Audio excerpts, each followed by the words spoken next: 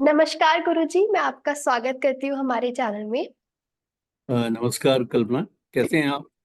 जी sir, बढ़िया। आप बताइए। ठीक हूँ। Thank you. जी। एस्ट्रो पाठशाला के सभी दर्शकों को और सभी विद्यार्थियों को मेरा सादर नमन।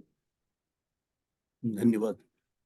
जी, तो मैं अपने दर्शकों को बताना चाहती हूँ, ये है गुरुजी मनोज कुमार भंडारी जी। इनका एक कोर्स भी आ रहा है अभी, कर्मा एलाइनमेंट का, जो कि 20 तारीख से स्टार्ट हो रहा है, जिसमें आपको गुरुजी ये बताएंगे कि आपके जो पास्ट लाइफ के जितने भी जो भी चीजें आपको परेशान कर रही हैं, कर्मा प्लैनेट जो आपके कार्मिक जो भी चीजें हैं, उनसे क्या क्या आपको दिक्कतें हो रही हैं, साथ ही साथ वो आपको इसके रेमेडीज भी बताएंगे। जी। तो आज गुरुजी मैं आपसे ये चर्चा करने जा रही हूँ, काफी इंटरेस्टिंग टॉपिक है, हमारे दर्शकों को भी काफी कंफ्यूजन रहता है इस चीज को लेके भी, नक्षत्र के बारे में। तो मेरा आपसे सबसे पहला सवाल यही होगा कि जो नक्षत्र है उसे ज्योतिष में कैसे काम करता है, लाइक जो नक्षत्र हम मानते हैं हम जिसे, तो वो ज्योतिष में कैसे काम करता है। हम्म। कल्पना जी, अ, देखिए, नक्षत्रीय ज्योतिष के अंदर सब कुछ है। हमारा जो ज्योतिष प्राचीन में लिखा गया, बृहत पाराशर होराशास्त्र तो ज्योतिष को समझने के लिए सूत्रों के अनुसार एक कुंडली में प्रिडिक्टिव साइट को समझने के लिए एक प्रमुख ग्रंथ के रूप में है। किंतु उसके पहले ज्योतिष आदिकाल से, मतलब ये ज्योतिष को एक वेदांग माना गया है, वेदों का अंग। और ये माना जाता है कि वेदों को तब तक अच्छी तरह से नहीं समझा जा सकता जब तक कि हम ज्योतिष, जो कि वेदों के 6 अंगों में एक अंग है, उसको भी हम अच्छी तरह से ना समझ लें। और बहुत से पुराण हैं, जैसे विष्णु पुराण है, अग्नि पुराण है, भविष्य पुराण है। पुराणों में इसी प्रकार से रामायण में नक्षत्रों के ऊपर काफी कुछ लिखा गया है। ऋषि पाराशर ने बृहत पाराशर होरा शास्त्र लिखते समय ये ध्यान रखा है कि जो लोअर माइंड्स के लोग हैं वो राशि और ग्रहों के द्वारा पूर्ण रूप से इतने सक्षम हो पाए कि वो किसी भी कुंडली का, जन्म पत्री का अच्छा फलित दे पाए। जी। उसी प्रकार से उन्होंने हायर माइंड्स के लिए भी नक्षत्रों के ऊपर लिखा है, क्योंकि उन्होंने कहा है कि उन्होंने सोचा कि जो लोग नक्षत्र को समझने में कैपेबल हैं, क्योंकि नक्षत्र अपने आप में काफी बृहत्ता का और गहनता का विषय है। लेकिन आप इसकी नक्षत्रों की जो है पृष्ठभूमि में अगर आप जाएं, तो नक्षत्र, जब हम कॉन्स्टलेशंस की बातें करते हैं या राशियों की बात करते हैं, राशियों को कॉन्स्टलेशंस बोलते हैं या साइंस बोलते हैं। वो भी एक क्लस्टर ऑफ नक्षत्रास है। जैसे कि कर्क राशि है और उसका जो इंसिग्निया है, उसका जो सिंबल है, जैसे कर्क राशि का सिंबल है एक क्रैब या केकड़ा, तो जो उसके नक्षत्र हैं वो उसी प्रकार से उसमें भूगर्भ में बैठे हुए हैं। जी।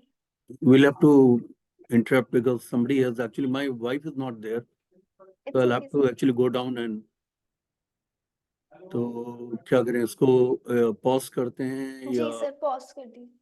अच्छा, 1 मिनट। मैं देखता हूँ पॉज का कहाँ पे। सर।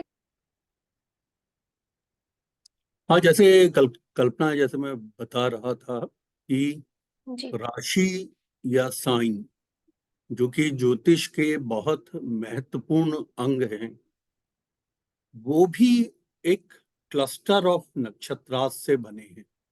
इसीलिए उनको कॉन्स्टलेशंस बोला जाता है।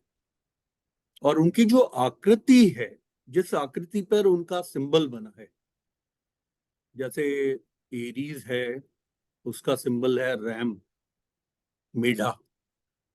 तो उसके जो नक्षत्र हैं, अश्विनी, भरणी, कृतिका, उन नक्षत्रों का जो ग्रुप है वो इस तरीके से भूगर्भ में आकृति बनाता है जो कि मेढा या रैम की आकृति दिखाई पड़ती है।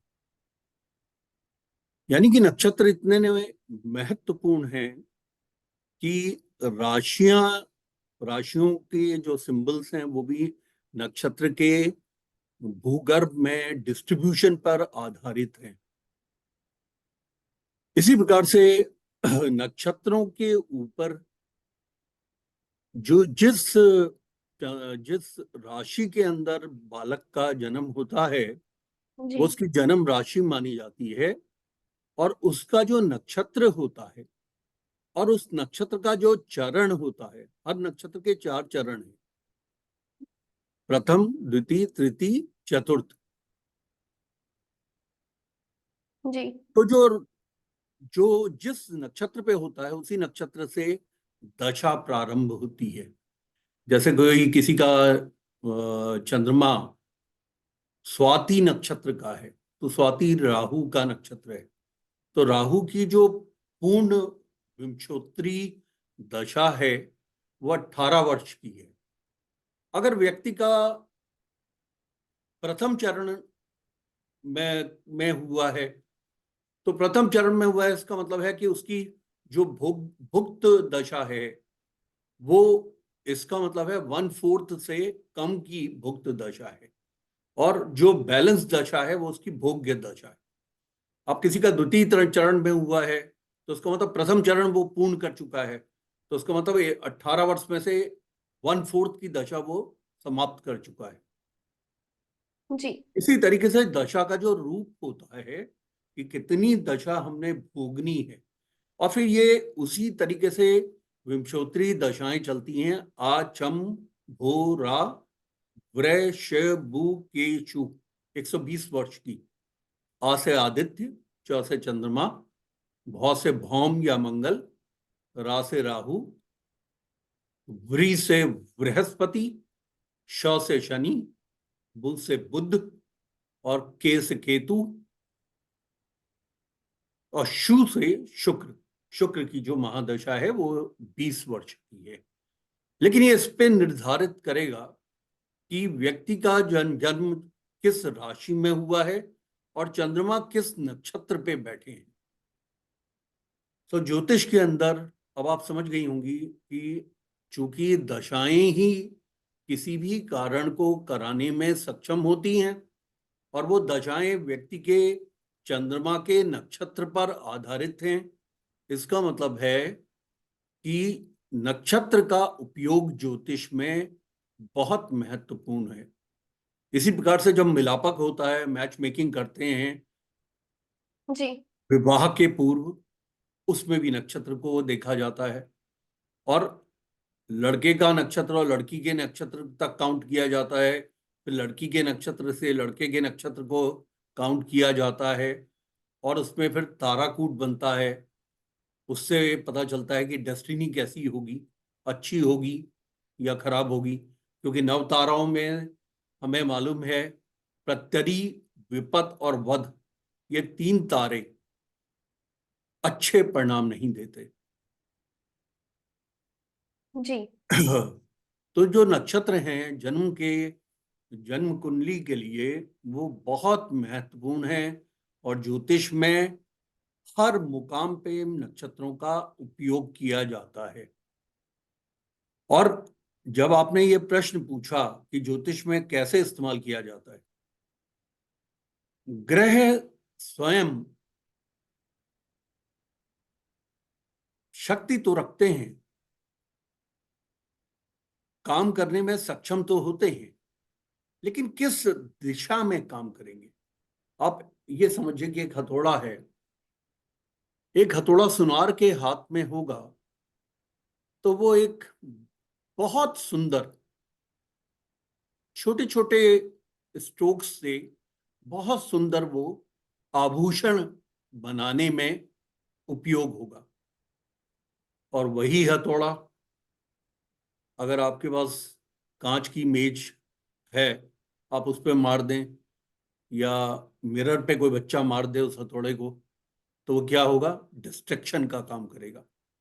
जी। तो नक्षत्र का इतना बृहद रूप है कि ग्रह और राशियां ये दोनों फलित में हमें काफी उपयोगी हैं, किंतु ये जानना कि फलित में ये ग्रह जो बलशाली है और कुछ कर गुजरने के लिए इस व्यक्ति को प्रॉमिस क्रिएट कर रहा है, लेकिन क्या वो एक डायरेक्शन उसकी रचनात्मक रहेगी? क्या उसकी वो डायरेक्शन प्रोग्रेसिव रहेगी, या उसकी जो डायरेक्शन है वो क्रिमिनलिटी की होगी, नेगेटिव होगी, वक्त बर्बाद करने वाली होगी, उसकी एनर्जीज का दुरुपयोग होगा? इतने महत्वपूर्ण है नक्षत्र। Thank you so much. जी।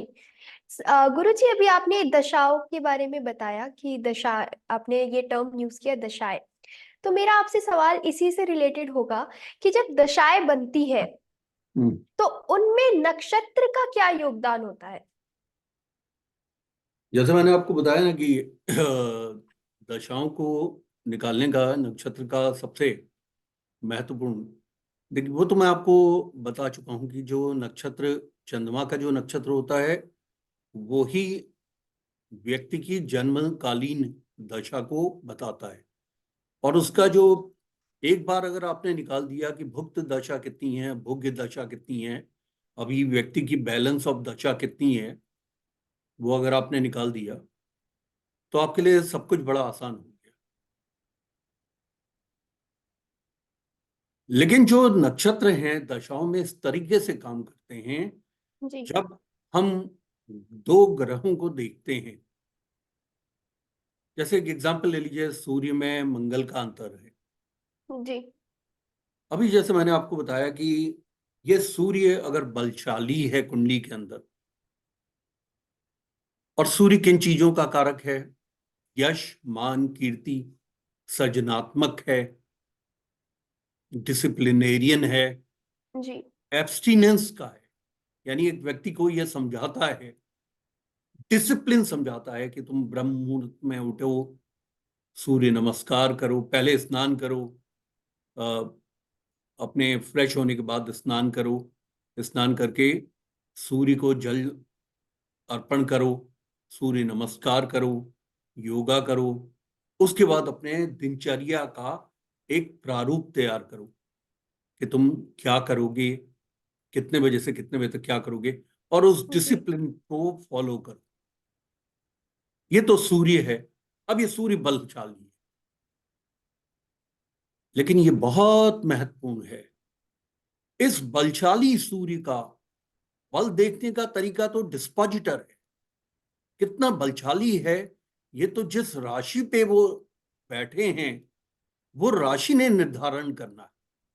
इसी वजह से ऋषियों ने ग्रहों को राशिगत स्थितियों में उच्च का या नीच का जी। निर्धारण किया है। सूर्य मेष राशि के अंदर उच्च के हैं, तुला राशि के अंदर नीच के हैं। यानी कहने का मतलब है कि उसका जो मेष राशि के अंदर वो उच्च के हैं, तो मेष का जो स्वामी मंगल है, अगर जी। वो मंगल भी बलशाली है, तब तो ये उच्च के परिणाम पूर्ण रूप से व्यक्ति को मिलेंगे। किंतु अगर उनका डिस्पोजिटर या राशि का नाथ मंगल नीच का हो गया, 6 8 12 में बैठ गया, पीड़ित हो गया ग्रहों से, अंगारक योग बना लिया उसने राहु जी। केतु के साथ में, उन स्थितियों के अंदर यही सूर्य उच्च के फल नहीं देंगे, अच्छे फल नहीं देंगे। लेकिन फल का, जैसे मैंने आपको बताया, हर बल का फल एक जी। बल से निकलता है, फल ग्रहों के बल से निकलता है। लेकिन वो बल व्यक्ति रचनात्मक कार्यों में लगाएगा, एडवेंचरस कार्यों में लगाएगा, मेहनत के कार्यों में लगाएगा या अपनी ड्यूटी से भागने के कार्यों में लगाएगा या बहानेबाजी में लगाएगा कि उसने अपने ऑफिस में फोन कर दिया, जी आज मेरी तबीयत खराब है, जी। और घर में मित्र मंडली के साथ में वो कोई आराम कर रहा है या मौज मस्ती कर रहा है। तो क्या ऐसे व्यक्ति का करियर, अगर वो बार बार ऐसी घटनाएं करेगा, हम्म। क्या उसके मालिक को पता नहीं चलेगा? और कोई भी मालिक ये पसंद नहीं करता कि बार बार उसका एम्प्लॉय बीमारी का बहाना बनाए, निकाल देगा उसको। तो उसके करियर प्रोग्रेसिव ना होके रिग्रेसिव हो जाएगा। यानी कि प्रोग्रेसिव क्या होता है करियर, कि आप सेल्स एग्जीक्यूटिव ज्वाइन करते हैं, टेरिटरी मैनेजर बनते हैं, असिस्टेंट सेल्स मैनेजर बनते हैं, फिर एरिया मैनेजर बनते हैं, फिर आप जनरल मैनेजर बनते हैं। ये प्रोग्रेसिव है। जी।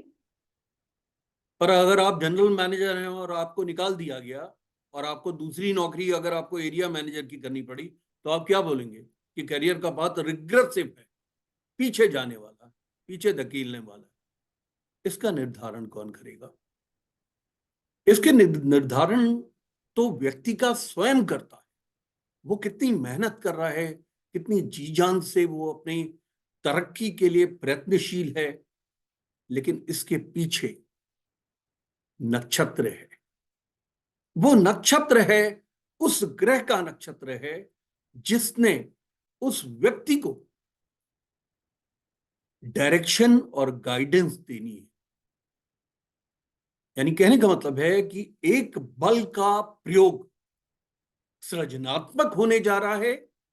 उस ग्रह के बल का प्रयोग सृजनात्मक होगा या उस ग्रह के बल का प्रयोग डिस्ट्रक्टिव होगा, असृजनात्मक होगा, यानी कि क्रिमिनलिटी की तरफ होगा या अपनी ड्यूटी से भाग जाने के लिए होगा।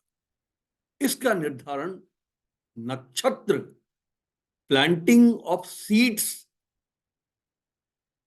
कोई भी पौधा प्लांटिंग ऑफ सीड्स के द्वारा होता है ना, और कोई भी कार्य मनुष्य के दिमाग में प्लांटिंग ऑफ सीड्स से होता है। जी। क्विकनेस, चालाकी, कुटिलता, ये भी दिमाग में प्लांटेड सीड है, एक बीज की तरह है जो नागफनी के कांटे की तरह से वो पैदा होता है। अब जैसे इतना महत्वपूर्ण प्रश्न पूछा है कल्पना जी आपने कि इस नक्षत्र का क्या रोल है दशा में। इस नक्षत्र का सबसे बड़ा रोल है, it is the guidance force of the planet. Planets हमें दिखाई कौन पड़ रहा है दशा में?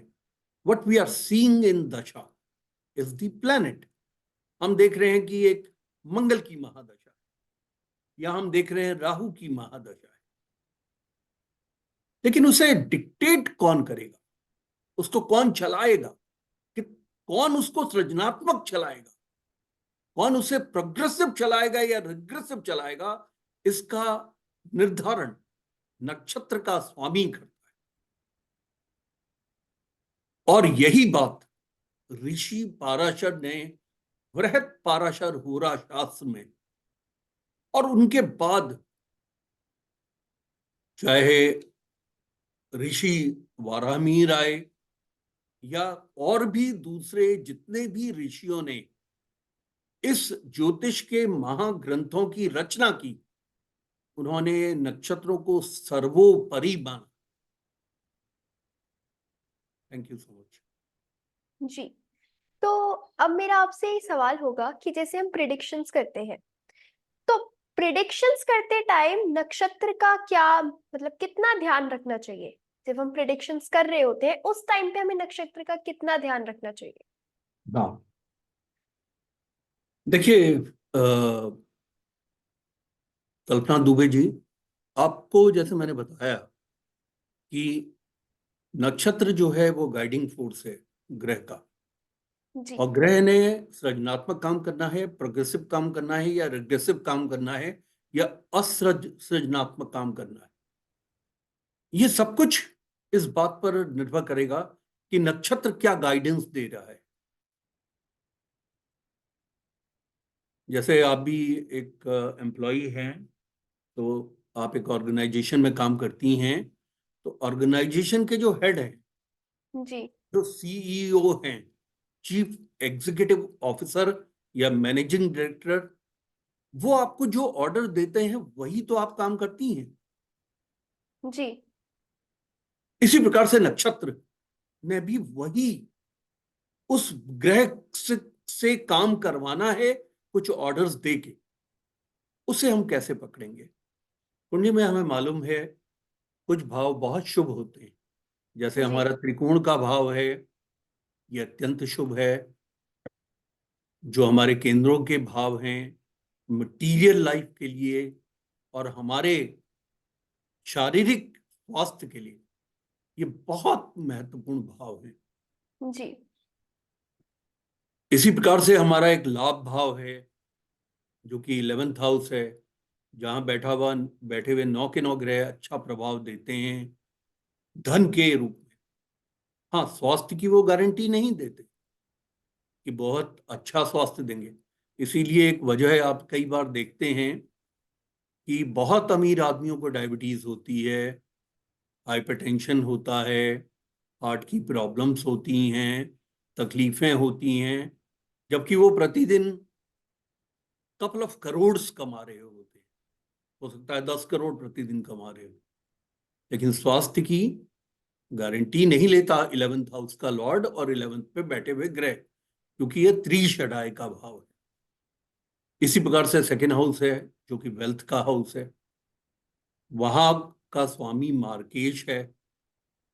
और जी उस जगह जो बैठा हुआ ग्रह है, अगर वो शुभत्व में है, तो उस ग्रह ने आदमी को वेल्थ क्रिएशन की तरफ ले जाना है। लेकिन स्वास्थ्य की गारंटी वो ग्रह भी नहीं देता, क्योंकि ये मारक स्थान है। अब आपके प्रश्न को थोड़ा ज्योतिष के विद्यार्थियों को समझाने के लिए मैं सिस्टमेटिकली एक एग्जाम्पल कुंडली के साथ लेके चलूंगा। उसके पहले मैं फ्लो चार्ट समझा देता हूं। जी जैसे कोई ग्रह है, मंगल ग्रह है, मंगल की महादशा चल रही है, और मंगल का जो नक्षत्र है, मंगल उसमें सपोजिंग हस्ता नक्षत्र का है, चंद्रमा के नक्षत्र का है। यानी कि चंद्रमा ने डिसाइड करना है, चंद्रमा चूंकि उसका गाइडिंग फोर्स है, नक्षत्र का स्वामी है, तो अब आपने भूलना नहीं है, चाहे आप मेन कुंडली को देखें अथवा आप नवमांश कुंडली को देखें, आपने भूलना नहीं है। जब भी आप मंगल को देखेंगे तो मंगल के आप ब्रेन को भी देख लीजिएगा, उसके सॉफ्टवेयर को भी देख लीजिए। उसका सॉफ्टवेयर चंद्रमा प्रोवाइड कर रहा है, उसका ब्रेन चंद्रमा प्रोवाइड कर रहा है। तो आप यूं समझ लीजिए, आप उस मंगल को जितनी बार भी देखेंगे, चाहे नवमांशा में देखें चाहे दशमांशा में देखें, जी चाहे आप दृष्टिकांड में देखें, चाहे आप 10 वर्गा में देखें, 16 वर्गा में देखें, हर बार आप मंगल के ऊपर उसके ब्रेन को देखें तो आप हमेशा याद रखिए चंद्रमा बैठे हैं। अब ये मंगल इस चंद्रमा के अधीनस्थ काम करेंगे। और सपोज इस कुंडली के अंदर चंद्रमा 10th भाव के, मंगल की महादशा चल रही है, 10th भाव एक व्यक्ति के रोजगार का, चंद्रमा न केवल कलात्मकताओं का ग्रह है, क्वालिटी का भी वो ग्रह है, धन का भी वो ग्रह है, कैश फ्लो का भी वो ग्रह है। और वही चंद्रमा पैशन का भी है। इस मंगल की महादशा के अंदर इस व्यक्ति को वो 10th भाव से संबंधित हर चीज में इतना पैशनेट बनाएगा, इतना पैशनेट बनाएगा कि वो व्यक्ति हार्ट, सोल, बॉडी, जी इन तीनों को से जुट कर अपने धंधे पे लग कर काम करेगा। अगर वो जॉब कर रहा है तो जॉब में पैशनेटली काम करेगा, और अगर वो व्यापार कर रहा है तो उस व्यापार में बहुत पैशनेटली वो वर्क करेगा। और बलाबल कहां से आ रहा है? मंगल से, क्योंकि मंगल की महादशा चल रही है। अब मंगल अगर कुंडली के अंदर अच्छा बैठा है, मैंने अच्छे बैठने की आपको पहचान दे दी है।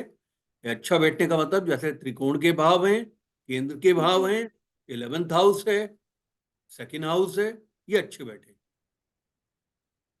देखिए इसमें यहां पे मैं आपको थोड़ा सा एक सूत्र बताना चाहूंगा जो कि 3 ग्रहों पर लागू होता है, मंगल पर, राहु पर और शनि पर।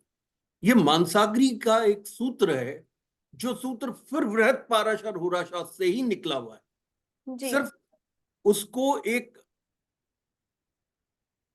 इंपॉर्टेंस दे दी गई है मानसागरी में।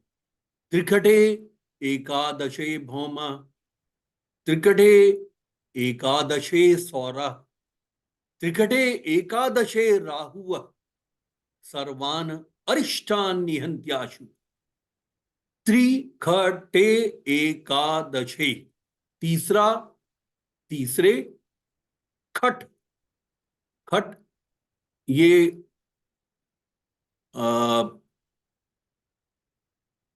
आ, खट का मतलब है षष्ठ भाव, छठा भाव। जी त्रिखटे एकादशे, एकादशी का मतलब 11th हाउस।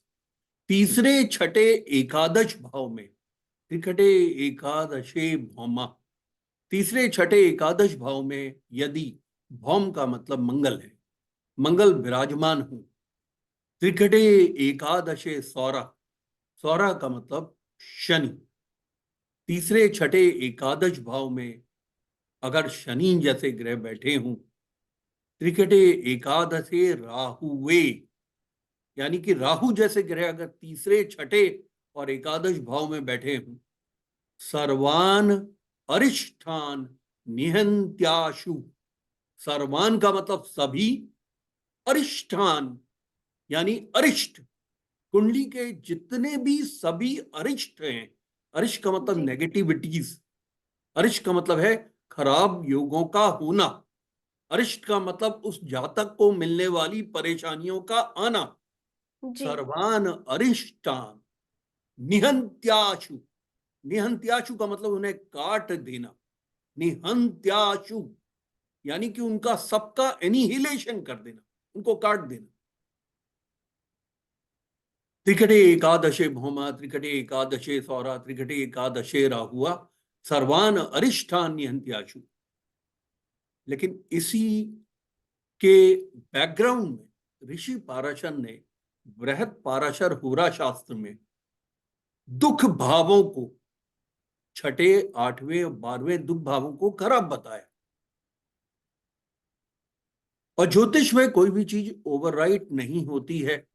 जी मानसागरी ने वहीं से बृहत पाराशर से उठाकर एक सूत्र को बनाया कि यहां पे तीसरे यानी कि 6, 8, 12 जो भाव हैं वो सर्वदा दुख भाव माने जाएंगे, और तीसरे, छठे, 11वें भाव सर्वदा त्रिछटाए भाव माने जाएंगे, क्योंकि उन्होंने कहा जी है कि सर्वे त्रिकोण नेतारो ग्रह शुभ फल प्रदा, सभी त्रिकोणों के स्वामी ग्रह सर्वदा शुभ फल को देते हैं।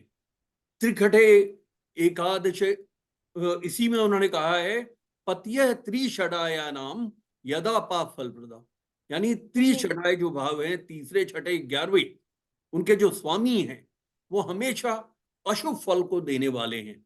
यानी कि त्रि, तीसरे, छठे और 11वें भाव को अशुभ भाव भी की संज्ञा दी गई है, उनके स्वामी को सर्वाधिक अशुभ माना गया है। तो ज्योतिष में कोई भी चीज ओवरराइट नहीं होती। अब मंगल की महादशा चल रही है, और मैंने आपको बताया कि लॉजिकली तो त्रिकोणों में, केंद्रों में, 11th हाउस में, सेकेंड हाउस में बैठे हुए मंगल बहुत अच्छे प्रभाव देंगे। जी और उन प्रभावों में वो गाइडेड किससे होंगे? चंद्रमा से, क्योंकि वो हस्ता नक्षत्र के हैं, यानी चंद्रमा के जी नक्षत्र के। अब चंद्रमा की स्वयं की स्थितियां ये बयान करेंगी लेकिन जो पावर है वो पावर मंगल ने दिखानी है, गाइडेंस चंद्रमा ने देनी है। तो इसका मतलब गाइड करने वाला जो व्यक्ति है उसे भी शुभस्त होना बहुत आवश्यक है। जी। लेकिन यहीं पे जैसे वो उन्होंने त्रिकटी एकादश भौमा बोल दिया कि सर्वान अरिष्टानि हन्त्याजु, तो आप समझिए छठे भाव को, जिनको दुख भाव भी कहा गया, उन भावों पे बैठा हुआ मंगल सबसे पहले तो दुख भी देगा, परेशानी भी देगा, और वहां पे उसने अरिष्टों का निवारण भी करना है।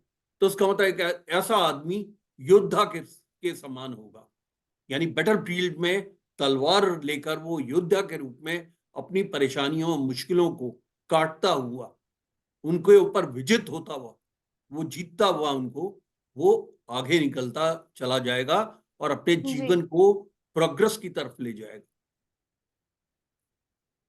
Getting back to the point of nakshatra lord, जैसे मैंने जी। आपसे कहा कि मंगल की महादशा चल रही है। आपको मैंने ये क्लॉज इसलिए लिया था क्योंकि मेरे मुंह से एग्जाम्पल में मंगल की महादशा का एग्जाम्पल आ गया था।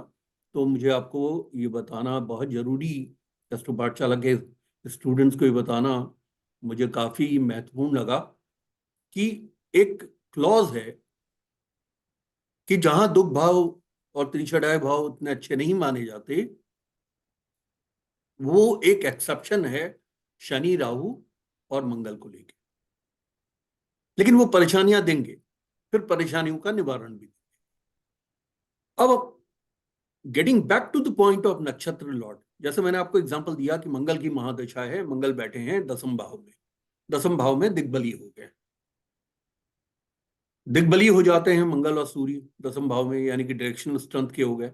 इसका मतलब अब वो चंद्रमा उनका नक्षत्र का स्वामी है, तो चंद्रमा मैंने आपको बताया न केवल बैंकिंग का है, क्वालिटी का है, कलात्मकताओं का है, वहीं पे वो क्रिएटिविटी का भी और पैशन का भी है, किसी भी काम को पैशनेट तरीके से और शांत अवस्थाओं में पूर्ण करेगा। अब इस चंद्रमा को हमें देखना है कि ये चंद्रमा किस भाव में जाके बैठे हैं और उनकी अपनी स्ट्रेंथ कैसी है। अब जी। सपोज आप ये एग्जांपल ले लीजिए कि कोई सपोजिंग किसी ऑर्गेनाइजेशन का जो हेड है वो दुख में है, सुसाइडल है, उसके पास शक्ति नहीं है, धन का उसको अभाव है, तो क्या वो अच्छा डायरेक्शन दे पाएगा? कॉन्फ्लिक्ट्स में अगर वो पूरी तरह से घिरा हुआ है, नहीं दे पाएगा ना। कल्पना, अगर वो खुद जी। ही अगर वो कमजोर हो, लाचार हो, धन से लाचार हो, स्वास्थ्य से खराब हो, तो ऐसे में वो अपने मातहत, अपने सबॉर्डिनेट्स को किस प्रकार का वो डायरेक्शन दे पाएगा? उत्साह नहीं भर पाएगा, कोई अच्छा डायरेक्शन नहीं दे पाएगा, खुद अपनी मुसीबतों अपनी परेशानियों से घिरा हुआ है। तो अब हमें ये जी। देखना है ये नक्षत्र का स्वामी जो मंगल का है, चंद्रमा, ये नक्षत्र का स्वामी कितना सुदृढ़ है कुंडली के अंदर। अगर ये उच्च का हो, अगर ये स्वराशिस्थ हो, अच्छी स्थितियों में बैठे हुए हूं, अच्छे भावों में बैठे हुए हूं, अच्छे भाव में आपको बता ही चुका हूं, त्रिकोण के हैं, केंद्र के हैं, 11th हाउस जी। है, और उसके अलावा सेकेंड हाउस है। तो अच्छे भावों में बैठे हुए हूं, नवमांश के अंदर जो है बल बल की स्थितियों में हूं, नवमांश के अंदर भी अच्छी स्थितियों में बैठे हुए हूं, तो इसका मतलब है कि ये बहुत प्रोग्रेसिव और पैशनेटली इस व्यक्ति से काम कराएंगे, उसको विजित कराएंगे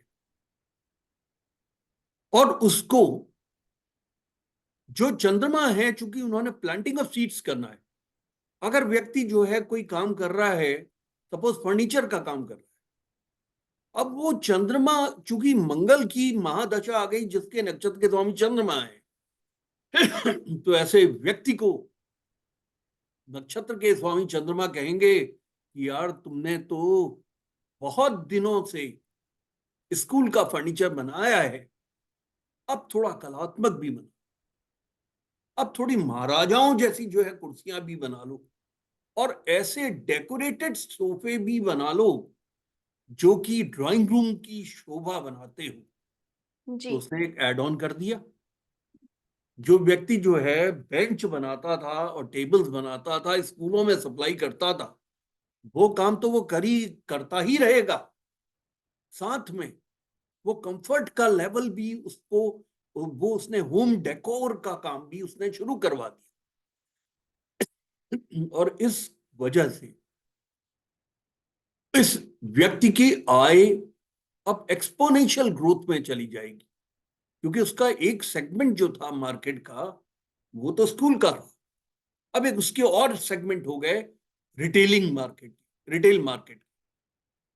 हो सकता है कि चंद्रमा फिर उसको इंटीरियर्स में लेके चले जाए, जिसे जिसे कहना चाहिए कि जैसे पूरा इंटीरियर्स करना, फॉल सीलिंग बनाना और वो सब करना, और फर्नीचर जो है made to order and customize and beautification.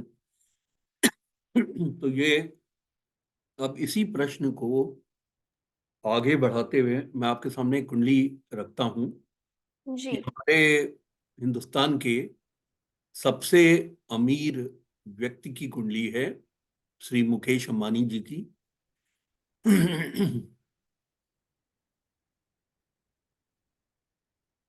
इससे हमारे ज्योतिष के विद्यार्थियों को नक्षत्र का फल देखने में आसानी होगी। सबसे पहले आप ये देखिए, ये मुकेश अंबानी जी की जो हॉरोस्कोप है वो, उसका लगन कृतिका लगन है।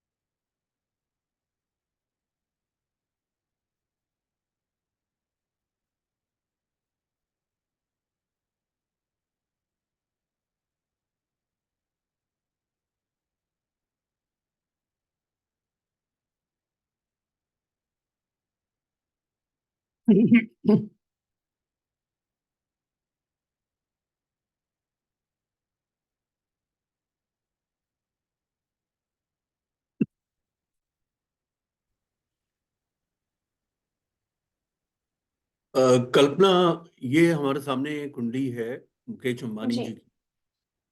मुकेश अंबानी जी 19 अप्रैल 1957 को 7:13 सुबह एडन बैरक, यमन में इनका जन्म हुआ था। जैसा आप इसमें देखिए, इनका जो लगन है, उस लगन का जो नक्षत्र का स्वामी है वो कृतिका है, यानी सूर्य है। सूर्य जो है वो डिसिप्लिन के प्लैनेट होते हैं, और सूर्य इनकी कुंडली में कहाँ पे हैं? लगन पर बैठे हैं, यानी जी। लगन में उच्च के होकर सूर्य इनके बैठे हैं। ये कुंडली है, तो आप देखिएगा। सूर्य देखिए इनके लगन में है, उच्च के हैं। और सूर्य की स्थिति, अब चूंकि इनके लगन का स्वामी इनका कृतिका नक्षत्र का है, यानी सूर्य के जी। ही नक्षत्र का है, तो जो सूर्य हैं वो पंचम भाव के स्वामी भी हैं। पंचम भाव जो है पूर्व पुण्य का भाव है, मैनेजमेंट का हाउस है, जी। एजुकेशन का हाउस है, रिवॉर्ड्स रिकॉग्निशन अवार्ड्स का हाउस है, जी। शेयर मार्केट का हाउस है। एक आदमी को पूर्व जन्म के कर्मों के अनुसार मिलने वाले अच्छे फलों का हाउस है। साथ में त्रिकोण का भाव होने की वजह से, पंचम त्रिकोण का भाव होने की वजह से, और इसके स्वामी का उच्च का होने की वजह से, और जी। इनके लगन का ये नक्षत्र का स्वामी होने की वजह से, इसीलिए मुकेश अंबानी जी, जैसे आप जानते ही हैं, टी टोटलर हैं, ड्रिंक्स जी। नहीं लेते, नॉनवेज नहीं लेते, जी। बड़ा डिसिप्लिन अपनी लाइफ के अंदर मेंटेन करते हैं।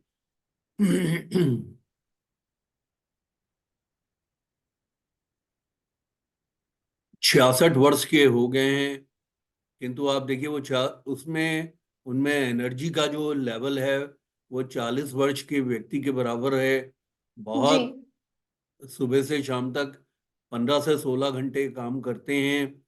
अपने इतने ढेर सारे बिजनेसेस को संभालने के लिए उन्होंने प्रोफेशनल सीईओज तो रखे हैं, लेकिन वो क्लोजली उनको गार्ड भी करते हैं, क्लोजली जी।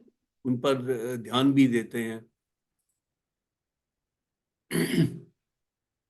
अब इनका चंद्रमा देखिए, इनका चंद्रमा मूला नक्षत्र का है, यानी चंद्रमा इनका केतु के नक्षत्र का है। तो जी। हमें ये देखना होगा कि राहु और केतु की स्थिति कैसी है इनकी कुंडली में। जो हमारा लगन का भाव होता है, वो लगन का भाव हमारे, जैसे लगन का स्वामी एक ट्रम्प कार्ड होता है, वैसे ही लगन का जो भाव है वो भी अपने आप में एक ट्रम्प भाव माना जाएगा, या यूं मानिए कि एक बहुत शुभस्थ त्रिकोण और केंद्रों का भाव माना जाएगा। वहां पे केतु विराजमान है, बैठे हैं अच्छी स्थितियों में। मंगल की राशि में केतु को हम कुजवत केतु कहते हैं, शनिवत जी। राहु, राहु शनि की तरह से होते हैं और केतु जो है मंगल की तरह से होते हैं। और केतु जो है गुरु, जो बहुत शुभस्थ गुरु होते हैं, जो जी। गुरु जो धर्म के पताका हैं, धर्म में धर्म को फैलाने वाले हैं, धार्मिक ग्रह हैं। उन गुरु के बाद अगर कोई स्पिरिचुअलिटी में या रिलीजन में या दान पुण्य में अगर कोई नेक्स्ट कोई स्पिरिचुअल और सात्विक और अच्छे ग्रह हैं तो वो केतु हैं, क्योंकि वो मंदिर के ऊपर की पताका की तरह हैं, धर्म को फैलाने वाले हैं। तो वो इसी तरह से दिखाते हैं कि मुकेश अंबानी जी चंद्रमा का चूंकि नक्षत्र का स्वामी है, और जी। चंद्रमा स्वयं बैठे हैं नवम भाव पे, जो भाग्य का भाव है, धर्म का भाव है, पिता का भाव है, उस जी। भाव पर विराजमान है। तो ये स्वयं भी धर्म की तरफ ले जाने वाले हैं। और इनका जो नक्षत्र का स्वामी है वो केतु है, जो कि स्वयं भी एक अपने आप में आफ्टर दी पायस एंड सात्विक and religious Jupiter, the next in order of being pious, religious and जी। सात्विक, वो ग्रह केतु हैं। अब इसके बाद आप इनका देखिए, मंगल इनका है, मंगल इनका मृगशिरा नक्षत्र का है, यानी मंगल मंगल के ही नक्षत्र का है। तो इसका मतलब ये जी। मंगल जो है लगन के स्वामी के नक्षत्र का है, मतलब लगन का स्वामी भी है और लगन जी। के स्वामी के नक्षत्र का है। राशि परिवर्तन राजयोग भी बनाता है शुक्र के साथ। शुक्र धन भाव के स्वामी हैं, और शुक्र जो है जी। वेल्थ के स्वामी हैं। और शुक्र लगन पर बैठे हैं मंगल की राशि में, और जो मंगल है वो शुक्र की राशि में बैठे हैं। इसका मतलब है कि एक राशि परिवर्तन राजयोग बनाते हैं मंगल और शुक्र, जो कि लगन के स्वामी। इसीलिए आप देखिए कि मंगल जो उनके लगन के स्वामी हैं वो उनको डैशिंग बनाते हैं, उनको एनर्जेटिक बनाते हैं, उनको हर काम को करने में रिस्क टेकर बनाते हैं, ये एंटरप्राइजिंग बनाते हैं, क्योंकि ये मंगल की ये गुणवत्ता है। मंगल जो है न केवल क्वालिटेटिवली एनर्जेटिक हैं, तो साथ ही वो रिस्क टेकर भी हैं। और मंगल की जो शक्ति है किसी काम को करने में, वो उसकी ऊर्जाओं पर आधारित है। और मंगल ऊर्जा के एक बहुत बड़े ग्रह माने जाते हैं। अब आप एक बात देखिए, ये मंगल जुड़ गए हैं शुक्र के साथ, तो शुक्र जी। क्या है? शुक्र थोड़ा प्लेजरेबल प्लैनेट भी हैं, तो यहाँ वेल्थ के स्वामी भी हैं, सप्तम भाव के स्वामी भी हैं। जो सप्तम भाव जो है दैनिक जी। रोजगार का होता है, डे टू डे ट्रांजेक्शन्स का होता है, कि प्रतिदिन के बेसिस पर व्यक्ति क्या काम करेंगे, कितना काम करेंगे, कैसा काम करेंगे। तो इन स्थितियों को देखते हुए शुक्र जो है उनको एक अच्छी रेपुटेशन देता है, अच्छा पीआर देता है, पब्लिक रिलेशन देता है। मुकेश अंबानी जी को तो साथ में टाई, सूट बूट, वो मतलब he is always very decently dressed and he is a lover of cars. तो दुनिया की कोई भी ऐसी गाड़ी नहीं जो उनके पास, जो बड़ी गाड़ियां हैं वो ना हो उनके पास। उनके जी फ्लीट में अगर आप देखेंगे तो ऐसी उनकी फ्लीट जो है वो आपको भरी मिलेगी ट्रेंडी और कॉस्टली कारों से।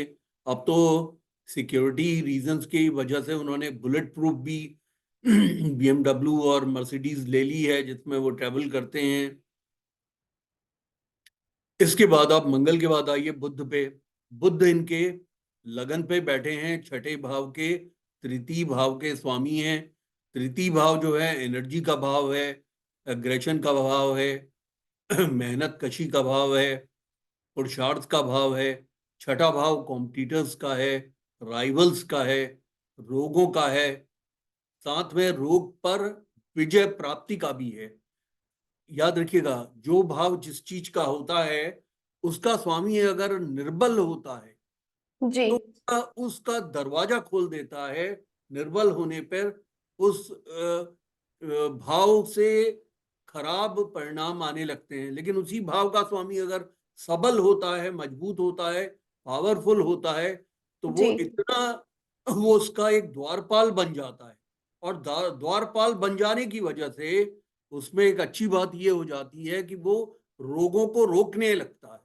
यानी कि व्यक्ति हर वो काम करेगा जिससे कि 3Ds जो आते हैं, डेट्स यानी कि उधार लेगा, उनको टाइमली पे करेगा। डिजीज है, डिजीजेस पे वो कंट्रोल पाने के लिए वो एक्सरसाइज करेगा, योग करेगा, नेचुरोपैथी करेगा, हर वो काम करेगा जिससे कि, इसीलिए आप देखिए मुकेश अंबानी जी ना तो ड्रिंक करते हैं, ना वो स्मोक करते हैं, ना वो नॉन वेजिटेरियन खाना खाते हैं, सात्विकता के साथ रहते हैं, वॉक करते हैं, इसी प्रकार से योगा करते हैं।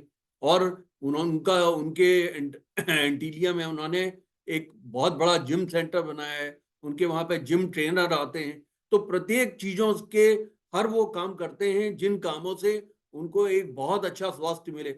और मैं उनकी बायोग्राफी में पढ़ रहा था कि सबसे पहले वो ब्रेकफास्ट ना करके वो हमेशा फ्रूट्स का ब्रेकफास्ट करते हैं। यानी कि ताजे फलों के वो जूस पीते हैं और ताजे फलों का वो ब्रेकफास्ट करते हैं।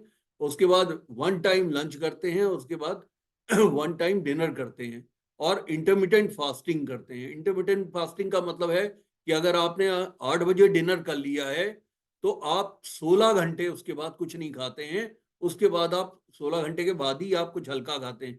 तो 16 घंटे कैसे हो जाते हैं? 8 बजे से सुबह के 8 बजे तक हो गए 12 घंटे, 4 घंटे और 8 4 12। तो उसका मतलब 12 बजे से अगर आप कुछ खाएंगे तो उसका मतलब इंटरमीडिएट फास्टिंग आपने कर ली 16 घंटे की, जो रिक्वायर्ड है अच्छे हेल्थ को बनाने के लिए। तो वो सब वो करते हैं। तो क्या वजह क्या है?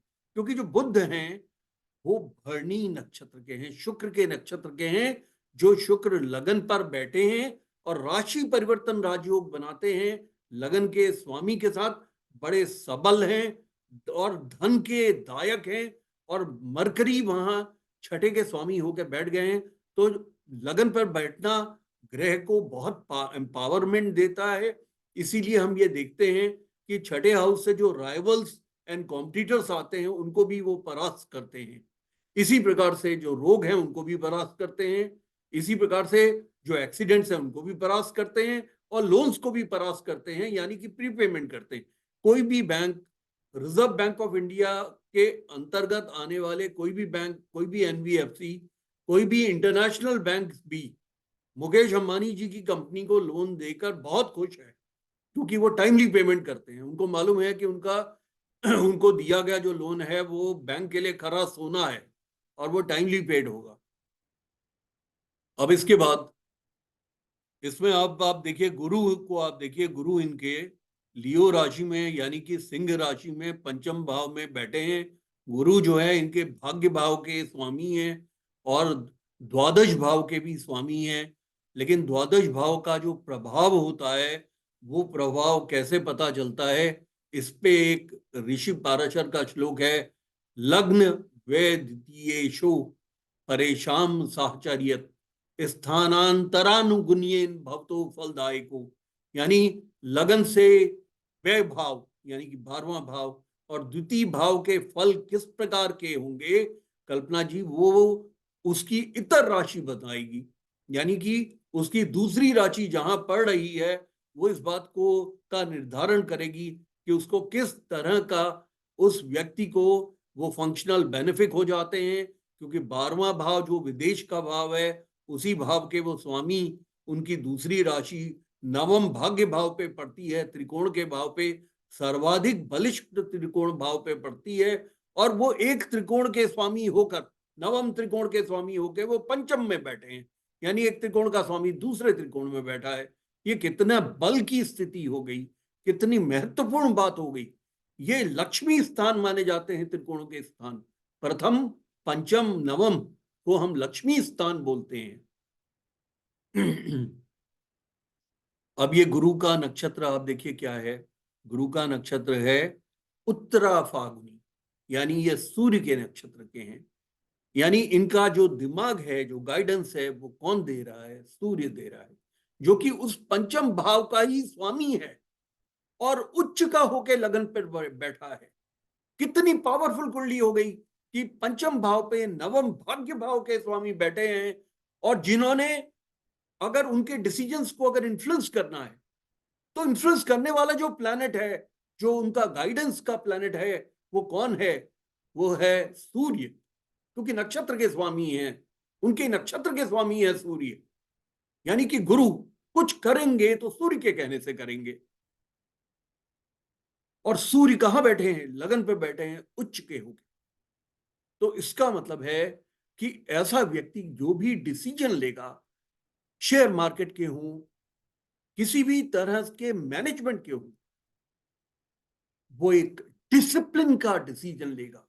जो सूर्य, वो यश मान कीर्ति का डिसीजन लेगा, पॉजिटिविज्म का डिसीजन लेगा, वो कोई शॉर्टकट नहीं लेगा, मेहनत का डिसीजन लेगा, क्योंकि सूर्य शॉर्टकट में बिलीव नहीं करते। सूर्य धन को कमाने के लिए मेहनत करते हैं, शॉर्टकट्स में बिलीव नहीं करते।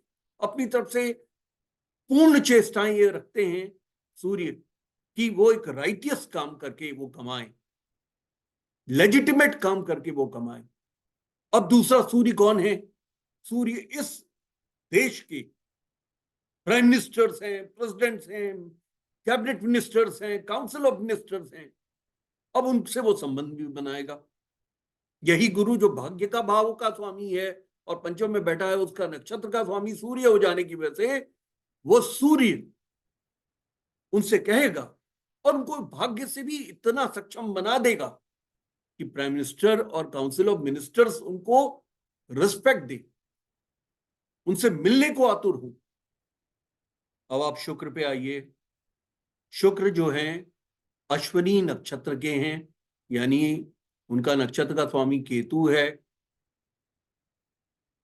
और केतु भी शुक्र के साथ ही बैठे हैं। और मैंने आपको बताया कि रिलीजियोसिटी में न केवल केतु धर्म की पताका है, मंदिर के ऊपर जो पताका लहराती है वो केतु है, तो साथ में केतु मंदिर में बधी हुई घंटियां भी हैं।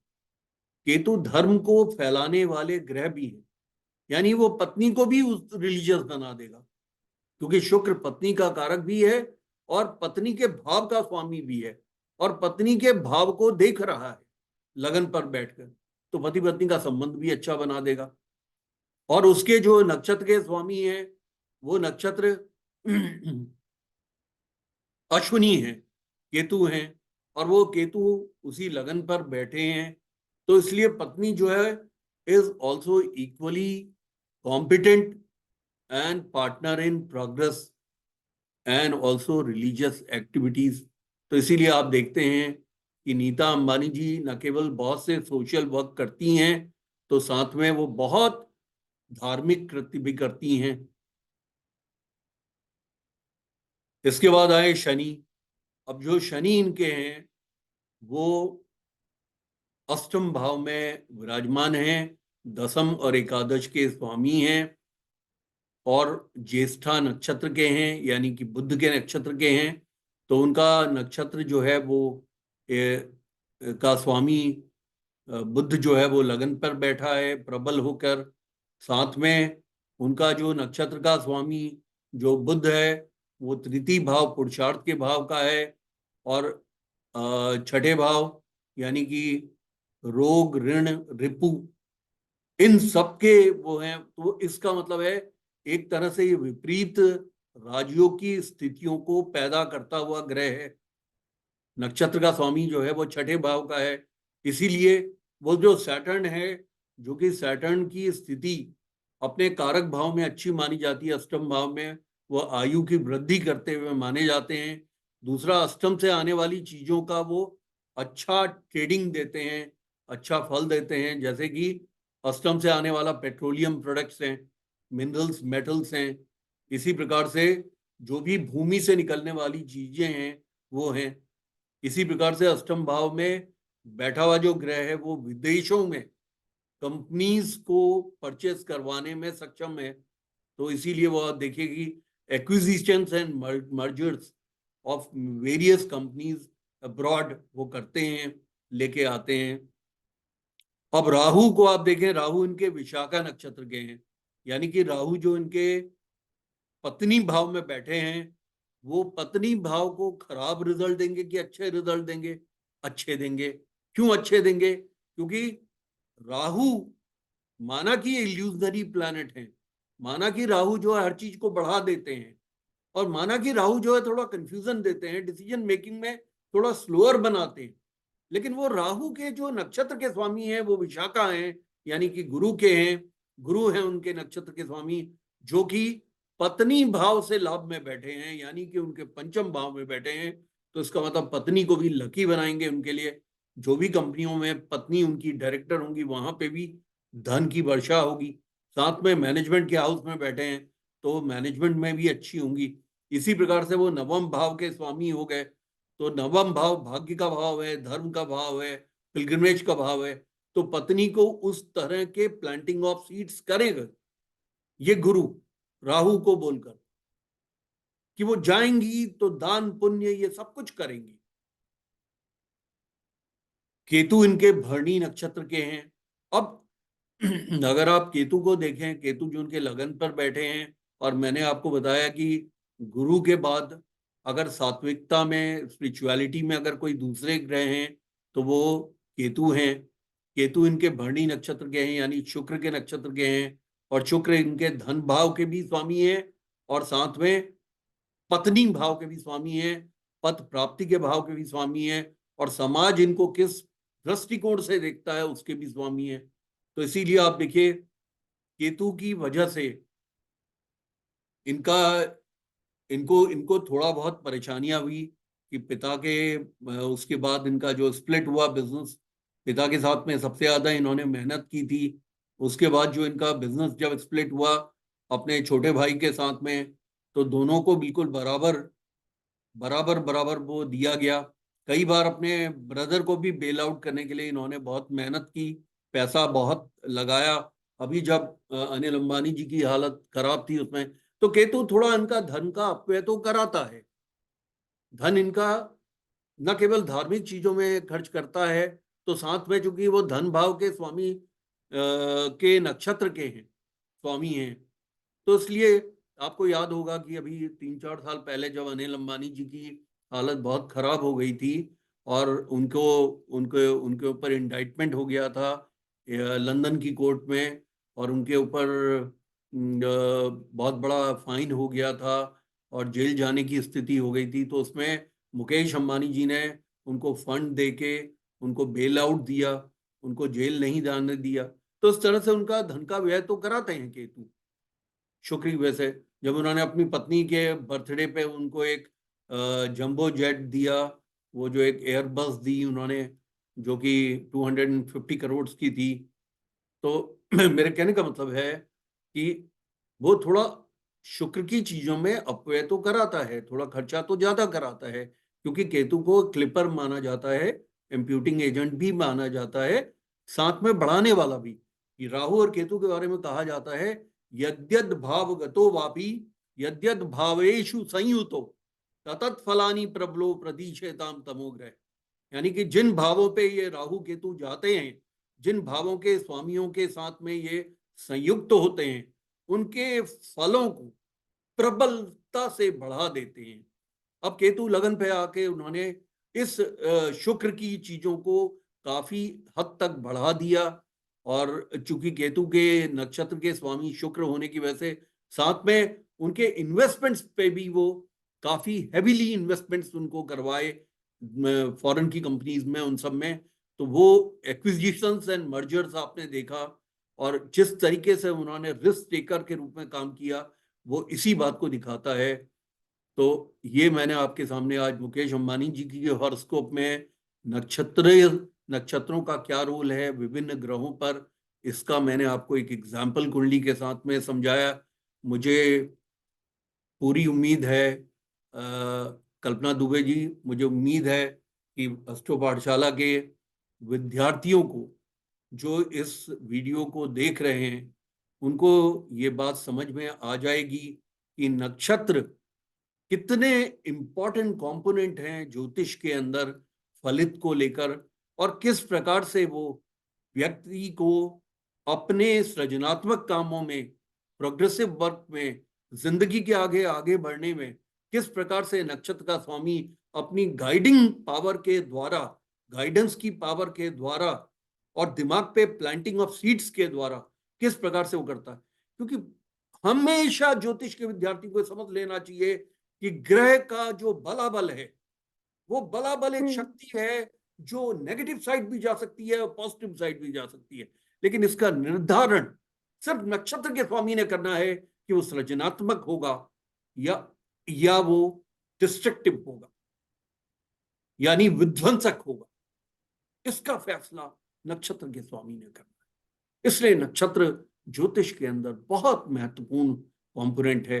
और जब ये मेरा कोर्स नया अभी शुरू होने वाला है, मैं एस्ट्रो पाठशाला के विद्यार्थियों को बताना चाहूंगा, Karma alignment theory and the remedies. ज्योतिष लोग ये कहते हैं कि ये ग्रह हमें ये तकलीफें दे रहा है, या ये ग्रह की वजह से, इस ग्रह की दशा में हमें गोल्डन पीरियड मिला। भूल जाते हैं, बिल्कुल भूल जाते हैं कि ये तो एक रोड मैप है। जयपुर का जो रोड मैप है वो जयपुर नहीं है। गुड़गांव का जो रोड मैप है, या गुड़गांव का जो मैप है, सिटी मैप है, वो गुड़गांव नहीं है। गुड़गांव तो जब आप रोड पे निकलते हैं तो वो है। हमें जो कुंडली दिखाई देती है और हम ग्रहों को इसके जिम्मेदारी देते हैं कि ये ग्रह, इस ग्रह की वजह से मुझे गोल्डन पीरियड मिला, या इस ग्रह की वजह से मेरा बहुत घमासान युद्ध हुआ या बहुत एक्सीडेंट हुआ, हम भूल जाते हैं। ये ग्रह तो ऋषियों ने एक खाका तैयार किया है आपको समझाने के लिए कि पास्ट लाइफ के कर्मास आपके कैसे हैं, और उन कर्मों का ये द्योतक है। और ये कर्मा अलाइनमेंट थियरी जो है, इससे मैं आप लोगों को बताऊंगा, इससे मैं अपने छात्रों को बताऊंगा, अपने स्टूडेंट्स को बताऊंगा।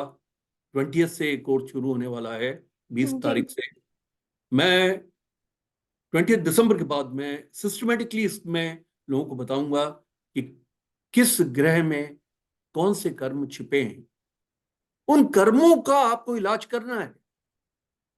मैं आपको बताऊं, मेरे एक स्टूडेंट थे, बहुत यूनिफॉर्म सर्विसेज में टॉप लेवल पे थे, उनके बच्चे नहीं थे। तो वो ये जो अंगूठे का निशान वाला जो नाड़ी एक शास्त्र है, उसमें गए थे।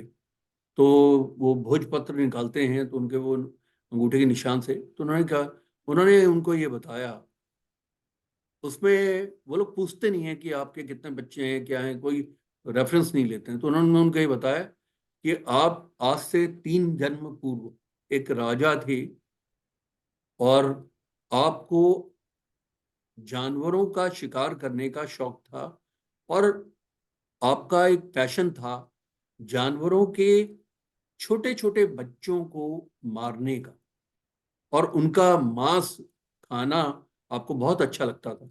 हिरन के छोटे बच्चे को, खरगोश के छोटे बच्चे को, मुर्गी के छोटे बच्चे को, चूजे को, उनका मांस भक्षण का आपको उसका एक शौक भी था और आखेट भी आप करते थे। इस वजह से इस जन्म में आपको ये भोजपत्र, ये पत्र बता रहा है कि आपको संतान नहीं होने का संयोग बनता है। उनको मालूम नहीं था कि इनकी संतान नहीं है और कि कोई संतान नहीं थी। तो लोग ना ग्रहों को ढूंढते हैं कि इन ग्रहों की वजह से क्या है। आप वो देखिए कि किस कर्मों की वजह से वो ग्रहों की स्थितियां थी। और कर्मा अलाइनमेंट थ्योरी यही बात आपको बताना जा रही है कि आप किस तरीके से अपनी कुंडली से ढूंढेंगे कि आपके जो कर्म है किस प्रकार से आपके जीवन को प्रभावित कर रहे हैं और उन कर्मों का आप किस तरीके से निवारण कर सकते हैं। ग्रह के निवारण से कुछ नहीं होने वाला, उन कर्मों का आपको निवारण करना है। अगर वो टाइमली मेरे पास ज्योतिष पढ़ने आए होते, मेरे पास जो है रिटायरमेंट के बाद आए थे, अगर वो टाइमली आए होते, मैं उनसे कहता कि आप जो हैं गरीबों के बच्चों को शिक्षा का काम करें, उनको पोषक पोषक खाना प्रोवाइड करें। आप जो हैं पशुओं के बच्चों को आप जो हैं चारा दें, उनको गौशाला में आप वो दें। और अगर कोई भी गाभिन हो गाय, उसके बच्चे के लिए आप वेटनरी डॉक्टर लेके जाएं, उस बच्चे का ये डिलीवरी कराते समय और उसके बाद डिलीवरी के बाद भी आप प्रतिदिन उस बच्चे को जाके प्यार करिए, उस बच्चे को जो अपने हाथ से आप घास खिला के आइए, ताकि कर्मा आपके अलाइन अलाइन हो सके। और मैं श्योर हूं एक बार व्यक्ति के कर्मा अलाइंड हो जाते हैं तो वो जीवन के अंदर वो फिर तरक्की के मार्ग पे, क्योंकि वो पूर्व जन्म के कर्म जो नेगेटिव कर्मास हैं वो उसके वॉश हो जाते हैं। तो जो पुलिंग फैक्टर है जो आदमी को पीछे खींच रहा है, वो फैक्टर ही जब अगर खत्म हो जाएगा तो उस व्यक्ति को हर वो चीजें प्राप्त होने लगेंगी जिनकी वो एस्पिरेशन रखता है। बहुत बहुत धन्यवाद कल्पना जी, आपने बहुत अपना आपने मुझे बुलाया चैनल पे अपने, और मौका भी दिया कि मैं बता सकूं एस्ट्रो पाठशाला के स्टूडेंट्स को कि कर्मा अलाइनमेंट थ्योरी कितनी महत्वपूर्ण थ्योरी है, जिसपे मैं अपनी कक्षाएं एस्ट्रो पाठशाला के अधीनस्थ चलाऊंगा 20 दिसंबर से। बहुत बहुत धन्यवाद। जी सर, आपका भी बहुत बहुत धन्यवाद कि आपने अपने कीमती समय निकाल कर सबसे पहले तो हमें नक्षत्र के बारे में सारी चीजें बताई कि नक्षत्र में जब ज्योतिष में कैसे काम करता है, साथ ही साथ प्रिडिक्शन के टाइम क्या क्या चीजें ध्यान में रखनी चाहिए। और उसी के साथ आपने बताया कि जब दशाएं बनती है तो नक्षत्र का क्या योगदान होता है। एग्जाम्पल के साथ बताया आपने हमें, मुकेश अंबानी के बर्थ चार्ट से समझाया। तो मैं आपका बहुत बहुत धन्यवाद करती हूँ और मैं अपने दर्शकों से ही बताती हूँ कि जो ये कोर्स आ रहा है कर्मा अलाइनमेंट का, ये काफी इंटरेस्टिंग कोर्स है जो कि 20 तारीख से स्टार्ट हो रहा है। तो अपने आप को एनरोल करिए जल्दी से जल्दी इस और कोर्स के इसमें हम अंदर। रेमेडीज पे वर्क भी करेंगे। सबसे पहले जी तो हम कर्मा अलाइनमेंट थियरीज में हम ये आपको ये बताएंगे कि किस तरीके से आप अपने कर्मास को पास्ट लाइफ के उन कर्मास को पकड़ सकें, पहचान सकें। फिर उसके जी, बाद क्या उनकी रेमेडीज बनती, वो रेमेडीज कर सकें। इजी रेमेडीज भी बताई जाएगी आपको। जी धन्यवाद सर, मैं आपका बहुत बहुत बहुत बहुत धन्यवाद। धन्यवाद बहुत करती हूँ। बहुत धन्यवाद। Okay, thank you so much. Bye.